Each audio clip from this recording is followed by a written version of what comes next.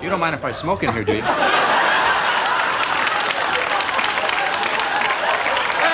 Welcome to MsMojo, and today we're looking at instances where actors known for their composure and concentration broke character while the cameras were rolling. Thrill me.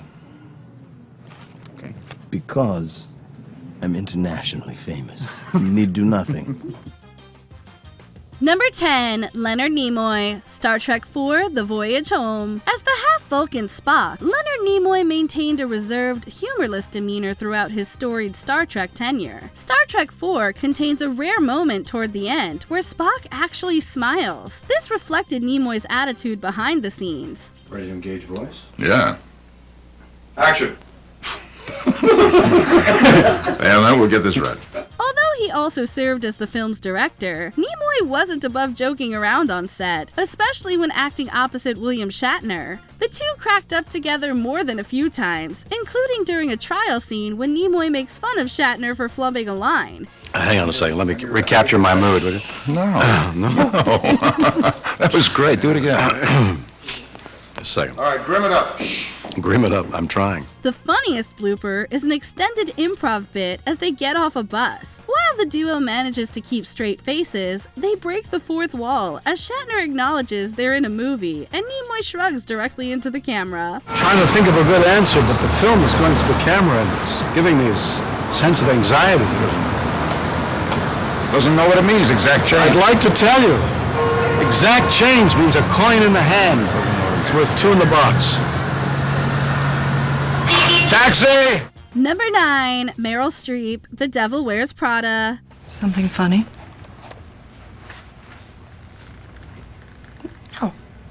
No. Meryl Streep wouldn't describe herself as a method actor, although she took this approach with one film, The Devil Wears Prada. Being a comedy, this might not seem like the most demanding example of the method. With Miranda Priestley being one of her most deadly serious creations though, staying in character between takes wasn't much fun for Streep. I didn't stay in the role, but it didn't help the dynamic if I came over and, it was like trying to have fun. By the end, you kind of, you allowed yourself more fun. I was miserable. I really was. I was miserable. Even when a scene went wrong, Streep managed to preserve Priestley's icy nature, for the most part. Perhaps the hardest routine for Streep was a running gag where Miranda tosses her coat on a desk. On more than one occasion, Streep's aim was off, and she let Miranda's sense of humor shine through. In another blooper, Streep catches herself in a laugh, addressing the camera as Miranda. What are you looking at? Number 8, Leslie Nielsen, Police Squad. The key to Leslie Nielsen's performance as Frank Drebin is that no matter how absurd the dialogue or situation, he never acknowledged that he was in a comedy. Will it be? Screwdriver.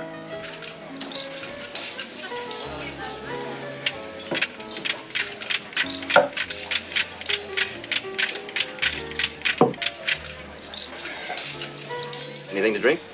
No, thank you. Nielsen mastered the art of deadpan, although that doesn't mean his funny bone was impenetrable. In the second episode of the original Police Squad series, Nielsen screwed up at least 3 takes struggling to get through a particular scene with Patrick St. Esprit as a boxer. Do you think you can beat the champ? I can take him blindfolded. What if he's not blindfolded?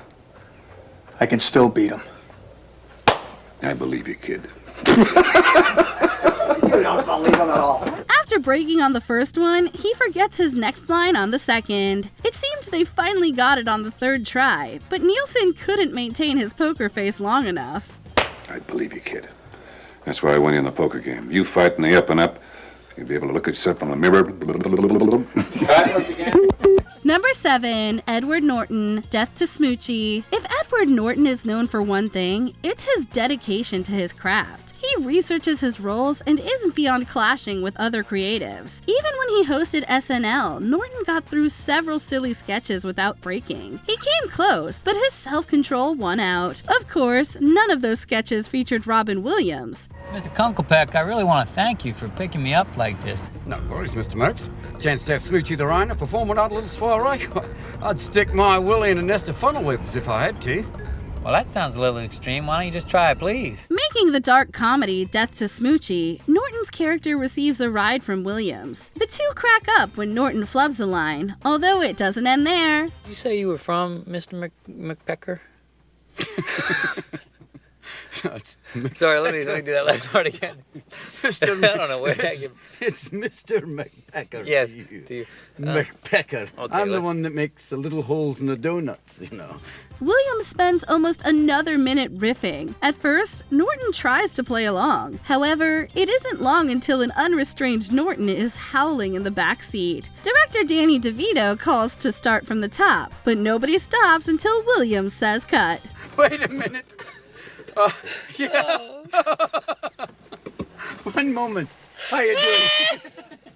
Cut. Number 6, Nicolas Cage, the family man. It's been said that Cage never broke character while making Renfield, and stayed very focused between takes on Longlegs. Of all the Nick Cage movies, you wouldn't think an earnest Christmas fantasy would be the one where he repeatedly came down with the funnies. Do you remember what you said to me when I almost had that thing with Arnie Jr.'s speech therapist last summer? You said...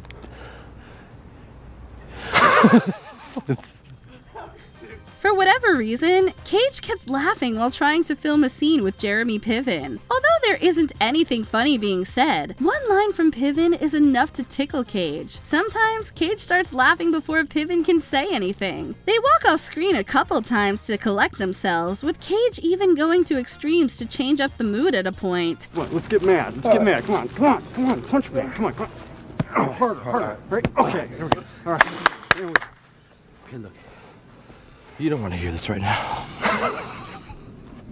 Jeremy, what? What are you doing? Nothing! Take after take, nothing can keep Cage in character. He was seemingly laughing at nothing, which does sound like something Nicolas Cage would do. Do you remember what you said to me last summer? When I almost had that thing with Arnie Jr.'s speech therapist. No, wait. Come on. All right, here goes. Number 5, Val Kilmer, Kiss Kiss Bang Bang. Can we get Russell Crowe, Sheryl Crow, the Counting Crows, and the Black Crows together with Jack Black, Shane Black, and Will Smith? Val Kilmer was an intense actor who took his work incredibly seriously. Doc Holliday and Jim Morrison are just a few roles that Kilmer threw himself into. In the bloopers for Kiss Kiss Bang Bang, Kilmer managed to break character while somehow staying in character. After all, Shane Black's cult action comedy has more than a few fourth wall breaks, so it's not entirely out of left field when Kilmer puts on a goofy face to address the camera. You know what, Shane?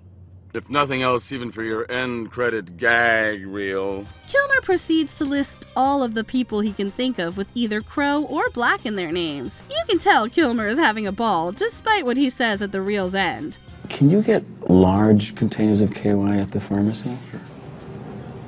I really hated every single moment of that. Number 4, Michael Richards, Seinfeld. If you thought Jerry broke a lot, you should see Julia's bloopers. Louis Dreyfus constantly got the giggles, much to the annoyance of Michael Richards. Talk now. Can we do it? I don't know. Okay, here we go. We can do it. You can do it. Watch this. Okay, here we go. We're rolling. I know. Mine. I know. Okay. And action. You know, the only reason I'm doing this is because you took Audrey to the hospital. Yeah. Even when a scene was clearly ruined, Richards typically remained in character.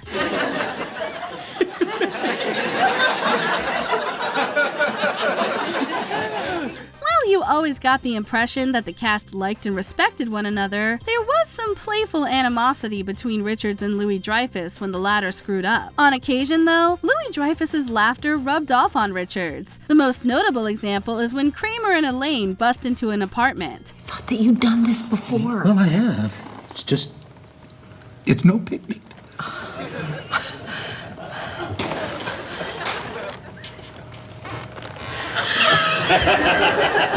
After breaking once, Louis Dreyfus loses it again. Richards shrugs with a smile before they engage in a fake slapping match. Richards claims she struck below the belt, marking a rare instance where he actually smiled during an outtake. She kicked me in the I can't work.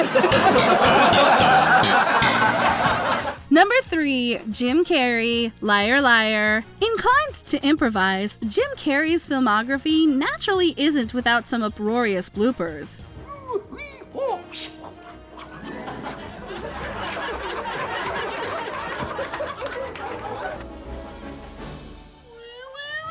Most of the time, though, he's the one making his co-stars laugh before joining them. It's not every day that somebody else breaks him. During Liar Liar, co-star Swoosie Kurtz got the drop on the film's star. It seemingly takes a moment for Carrey to process, but he soon starts cackling mid-line. Your Honor, I object. You would! Overactor! Shut up! The two hug it out, with Kurtz claiming someone off-screen, presumably the director, told her to do it. In any case, it proved that even Carrey can be caught off guard. Oh no! They're on to me! Number 2, Al Pacino, The Godfather. Al Pacino was destined to play Michael Corleone, although few at the time recognized this other than director Francis Ford Coppola. You wouldn't assume Pacino could play the self-serious Michael, judging solely from the early rehearsal footage. He wasn't a star, which was not pleasing to the executives at that time. He didn't look like stars look like at that time in the business. Before the cast was officially set in stone, Coppola assembled Pacino and several other actors, including James Caan and Robert Duvall. Since Pacino was a newcomer, Duvall told him that he'd likely laugh on every take. And the more experienced Duvall either had sharp instincts or else he jinxed Pacino. Movies were very new to me, and Duvall would say before each take, he said, no matter what you do, you're going to laugh on this take. Pacino frequently found himself laughing despite his best efforts. Today, Pacino is seen as one of the industry's most dedicated actors. In these bloopers, we just see a kid trying to keep it together. I know you don't want to hear it, Sonny, but if your father dies, make the deal. Well, it's easy for you to say he's not your father. Before we continue, be sure to subscribe to our channel and ring the bell to get notified about our latest videos. You have the option to be notified for occasional videos or all of them. If you're on your phone, make sure you go into your settings and switch on notifications. Number 1, Daniel Day-Lewis, There Will Be Blood. Few actors are better known for immersing themselves in characters than Daniel Day-Lewis. I am the third revelation. I am who the Lord has chosen. Because I'm smarter than you. As Oilman Daniel Plainview, the actor disappeared both on camera and behind the scenes. Based on this blooper, there was at least one moment on set where Day-Lewis overtook Plainview's domineering persona. I can hear you. This is your place. Wasn't it the roast I can hear you. In an alternate version of the scene where he takes HW to a confrontational lunch, Plainview harasses his rivals at another table. Unlike the version in the film, Plainview doesn't get up from his seat, instead taunting them from afar. Are you a friend of his? You work for Standard? Yes. Yes. Oh, well, in that case. As this meandering outtake reaches its end, a wide smile stretches across Day-Lewis's face, while child actor Russell Harvard also giggles. If only for a second, Plainview is gone and Day-Lewis is the only Daniel on screen. What are some other bloopers from actors who never break? Let us know in the comments.